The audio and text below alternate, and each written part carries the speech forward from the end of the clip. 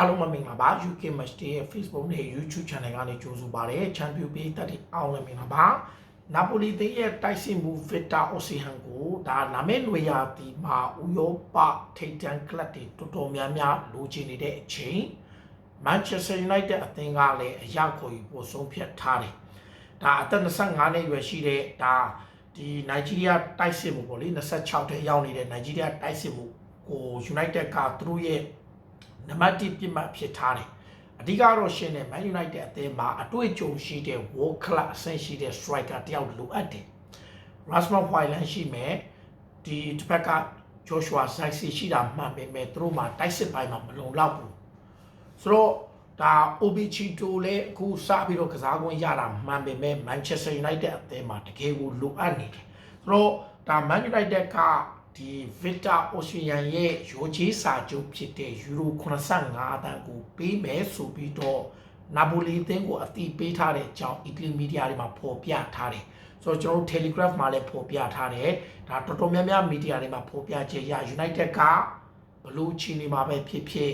ဒါနာပိုလီတိုက်စစ်မှုရဲ့ရိုချေးစာချုပ်ကိုပေးမယ်ဆိုတော့ဒီနေရာမှာနာပိုလီတိုက်စစ်မှုကိုဒါ Chelsea အသင်းလည်းစိတ်ဝင်စားတယ်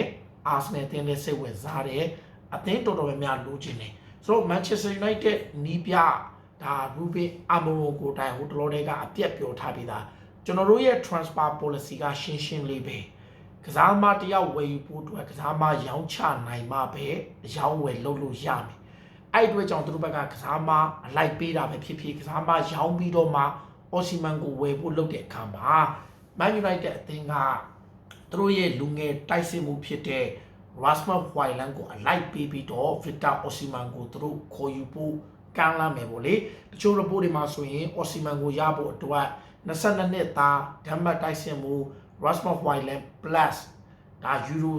40ပေါင်33တန်းအလိုက်ပေးပြီးတော့ကမ်းလှမ်းမယ်လို့ဖော်ပြလာတယ်ဒီနေရာမှာနာပိုလီအသင်းဘက်ကပြန်တုတ်ပြန်ထားတဲ့ response တစ်ခုရှိတယ်အဲ့ဒါကဘာလဲဆိုတော့Victor Osimhen ကိုလိုချင်ရင်သူတို့လိုချင်တဲ့ပြောင်းရွှေ့ကြီးရောကြီးစာချုပ်85တန်းကိုပဲလိုချင်တယ်အဲ့ဒါမဟုတ်ဘူးဆိုရင်တော့အခြားပူကောင်းတဲ့ offer ကိုပဲစိတ်ဝင်စားပြီးတော့ Rasmus Højlund ကိုသူတို့မလိုချင်ဘူးအဲ့အလိုက်ပေးတာကိုစိတ်ဝင်စားမှုမရှိဘူးဘာကြောင့်စိတ်ဝင်စားမှုမရှိလဲတော့ Rasmus Højlund က Premier League မှာ18ပွဲစတိုက်နဲ့9ပေါက်ပြောက်နေတယ်ဟိုတနေ့ကဒီချီတို OP ဝင်လာပြီးတဲ့အချိန်မိနစ်ပိုင်းအတွင်းမှာကိုရနိုင်မဲ့ chance အပိုင်း3ချိန်ရတယ်အဲ့ဒါက Rasmus Højlund manage လုပ်တာ22ပွဲမှာပဲရခဲ့တာဆိုတော့သူတယောက်တည်းကပဲဖန်တီးမှုပိုင်းအားနေတယ်လို့ club ဘက်ကဖန်တီးမှုပိုင်းအားနေတာမှန်ပေမဲ့ Højlund ရဲ့ယုံကြည်မှုနဲ့ Højlund ကိုယ်တိုင်ကသူ့အတွက်သူ create လုပ်တဲ့အပိုင်းဥပမာတစ်ခါလေကြာရင်ကစားမတယောက်ကတိုက်စစ်မှုကကိုယ့်ကိုဖန်တီးမှုမပေးဘူးဆိုရင်တော့မှကိုကဖန်တီးမှုပေးအောင်လို့လိုရတဲ့ပို့ပြီးတော့ run လုပ်ပြတာ opening လုပ်တာ hold the play ကောင်းတော့သူကအဲ့ဒါတွေတော်တော်လေးအားနေနေတယ်Man United ကအမှန်တိုင်းပြောရင် Rasmus Højlund ကိုဝယ်တဲ့အချိန်မှာဈေးကြီးမိသွားတဲ့အချက်ကအဲ့ချိန် Denmark နဲ့ Nation League မှာ4ဂိုးတွေ5ဂိုးတွေစတိုက်သွင်းလိုက်တဲ့အချိန်မှာဈေးကတက်သွားပြီးတော့ Atlanta က82တန်းတောင်းရင်းနဲ့နောက်ဆုံးဒီပြောင်းရွှေ့ဖြစ်သွားတယ်ဆိုတော့ Højlund ကပြီးခဲ့တဲ့ရာသီမှာ Premier League မှာ10ဂိုးသွင်းတယ်ပြိုင်ပွဲစုံမှာ43ပွဲမှာ16ဂိုးသွင်းတယ်မဆိုးကြတာလူငယ်တိုက်စစ်မှုတယောက်အနေနဲ့ဒါပေမဲ့ဒီရာသီ